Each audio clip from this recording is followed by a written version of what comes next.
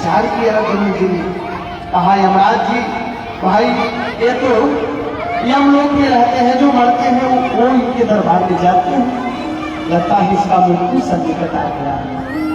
गरुड़ जी ने क्या किया, कहा एक मिनट इधर आओ, अपने शीश पर बैठाए और ले जाकर के 1000 कोस दूर एक गुफा में गरुड़ जी रख करके वापस चले आने के बाद तब यमराज जी से मिले, हाथ जोड़ करके कहा सरकार एक बात बताओ, आप जब प्रवेश कर रहे थे आपको एक कबूतर मिला था? हाँ मिला था। कहा उसको देख करके आप हंसे क्यों? यमराज जी बोले गरुड़ भैया मैं इस बात पर हंसा कि रामा जी की लेखनी में लिखा था कि इस कबूतर को मर जाना है सो तो ठीक है, लेकिन यहाँ नहीं इसकी मृत्यु होगी, यहाँ से 1000 कोस दूरी पर इसकी मृत्यु होगी। और मैं हंस रहा था कि आज ब्रह्मा जी की लेखनी असत्य हो जाएगी, इसीलिए मैं हंस रहा था। गरुड़ जी बोले ले भैया, महाराज अभी भी मैं 1000 कोस दूर से एक गुफा में छोड़ करके आ रहा हूँ। यमराज के सिर पकड़ लिए, धन्य हो कि दादा की भैया काल जो है कितना भी हम लोग प्रयास करें, दुनिया के कोने में रहे काल तो चला ही जाएगा। वैसे समरासुर काल समझ करके आज प्रद्युम्न जी को समुद्र में फेंक दिया, एक मछली निकल गई और वो मछली संयोग से एक मछुआरे ने पकड़ा और पेट में पुनः समरासुर को ही दे दिया। अब उस मछली की जब अवलिया करी गई तो उसमें से बड़ा ही सुंदर बालक संयोग से समरासुर के यहाँ एक दासी रहती थी, और वो दासी कौन थी? कामदेव की पत्नी ही थी। नारद जी ने सब कुछ बता दिया, देवी चूकना मत, तुम्हारे पति देव आ रहे हैं, बालमुख में उनकी खूब सेवा करना। दासी को दे दिया गया, दासी ने खूब प्रयास इतनी सेवा करी कि नाथ की भेड़ कालेना सरकार सुनी ढूंढ रही है वो ना कुछ ही दिनों में संपन्न हो, समस्त विद्याओं को दे दिया, शास्त्रों का ज्ञान दे दिया रति ने। पर एक दिन कामदेव जी को लगा कि ये जो देवी है ये हमारी सेवा तो माँ के रूप में कर रही है, और इनका जो हाव भाव है वो एक पत्नी का है।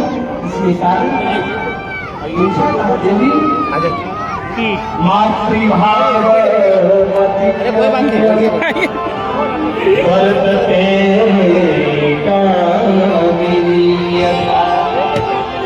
देवी तुम तो माँ के जैसे लालन पालन करने वाली हो, और आपका हाव भाव जो है वो पत्नी के जैसा है, कारण क्या है?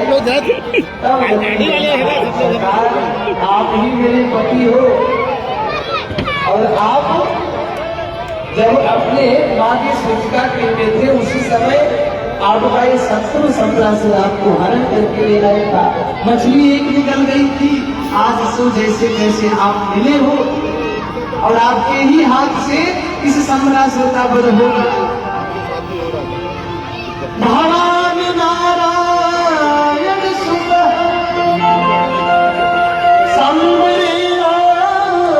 ही तो मति भाव मति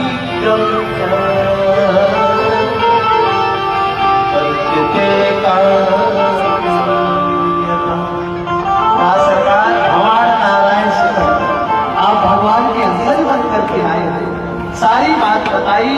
सो समरासुर के ऊपर घात उठाया कामदेव जी को, तुरंत उसी क्षण क्रोध में आकर के उनके आंखें जो है सूर्य के समान चमकने लगी, अंगारे बरसाने लगे। भरी सभा में समरासुर के पास गए, ललकारा ऐ समरासुर, कृष्ण का लाल तेरा काल बन करके तेरे सामने आ गया है। जो इतना सुना समरासुर तो कांप गया, अरे भैया मैंने तो अपने काल को समाप्त कर दिया था, समुद्र में फेंक दिया था, क्यों वापस कहाँ से चलाया? समरा से बहुत प्रयास किया, ठीक है कोई बात बच नहीं पाया। भयंकर युद्ध किया महाराज के साथ, युद्ध में हार गया और अंत में मृत्यु को प्राप्त हो गया। बोलिए श्री कृष्णचंद्र भगवान की जय।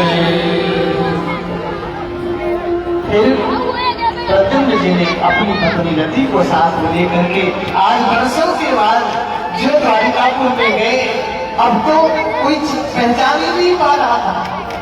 जो प्रद्युम्न जी ने अपना परिचय दिया, जो माँ मुझे पहचान नहीं पा रही हूँ, मैं बचपन में ही श्रुतिका से ही आपकी गोद से परिचित हो गया था। आपका बेटा प्रद्युम्न ही आज आपके सामने खड़ा है।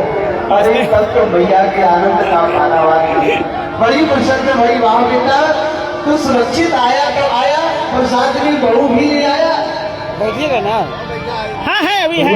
जब घर में बहू आती है तो माताएं कितनी प्रसन्न होती है, क्योंकि माताएं सोचती हैं अब मेरी बहू आ गई है, खुद दौड़ दौड़ करके मेरी सेवा करेगी, मेरे काम में हाथ बताएगी। एक खाली है, एक खाली। इसी आशा में तो माँ और पिता अपने पुत्र का लालन पालन करते हैं। पर भैया आजकल का समय बहुत खराब हो गया है। जो घर में नई बहू आती है, वे अपने ससुर जी को कभी पिताजी नहीं कहेंगे, अपने मायके वाले पापा को पापा, हाँ पापा आए हैं, और ससुर जी आए हैं तो कोई गम ही नहीं। भैया हमारा कहना है, जिस दिन ये माताएं, ये हमारी बहनें जिस दिन अपने ससुर जी को अपना पिता मानने लगेगी, अपने सासू माँ को माँ मानने लगेगी, उस दिन कभी उस घर में ना तो कलंक लगेगा, ना तो सासू और बहू के बीच में झगड़ा होगा। ये सत्य बात बता रहा हूं।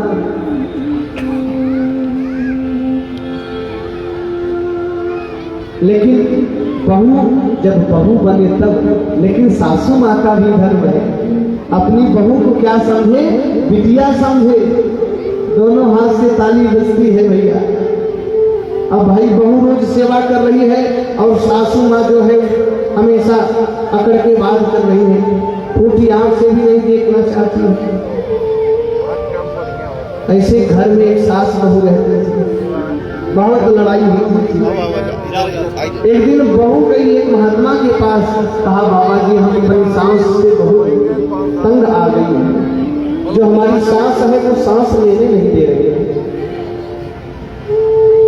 महाराज जी ने कहा तब, कहा कोई जुगाड़ हो महाराज जी, कोई तंत्र मंत्र हो कर दो, हमारी सासू माँ पधार जाए। महात्मा जी ने कहा धन्य हो बहू, बहुत बहुएं मिली, लेकिन आज पहली बार ऐसी श्रद्धावान बहू मिल रही है जो अपनी सासू माँ को ही ठिकाने लगाने जा रही है। महात्मा जी बोले हाँ बहू मैं जुगाड़ कर दूंगा, 1 महीने का समय चाहिए। कहा महाराज ठीक है, कहा लेकिन एक समय तक मेरा कहना मानना होगा तुम्हें। कहा हाँ महाराज जो आप कहोगे। कहा देखो आज से सासू माँ की ऐसी सेवा करो, वो कितना भी गाली दे, कुछ भी कहे, लेकिन तुम्हें अपना काम करना है। क्या करना है? सासू माँ की सेवा करना है। बहू लग गई सेवा में सासू माँ के। 10 दिन, 5 दिन, 15 दिन, 20 दिन हो गया।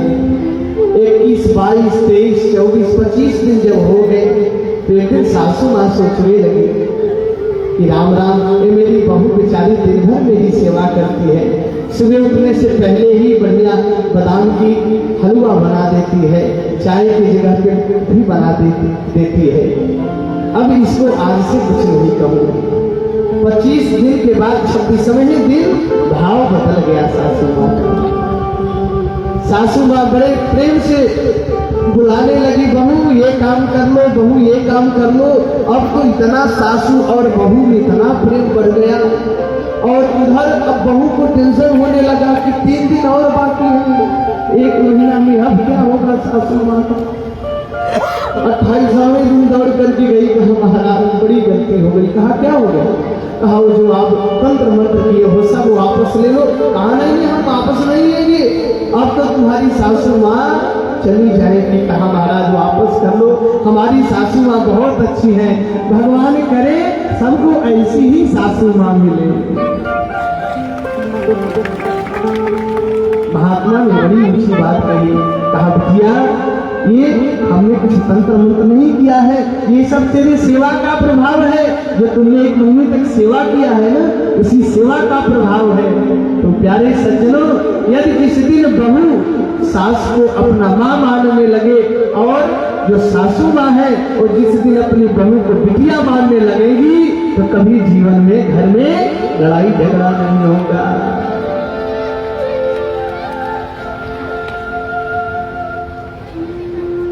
बोले राधा रानी सरकार की। जो भगवान बहू के साथ में आए, आज देवी थोड़ी बहुत प्रसन्न भई, लेकर के बढ़िया प्रसन्न वगैरह करके बड़े भाव से अपनी बहू को घर में ले आई और धूमधाम से विवाह मनाया। सखी आकर के रति के दिव्य हाथों में मेहंदी लगाने लगी, सजाने लगी और भाव से कहने लगी, अरे मैंने मेहंदी लगाई रे,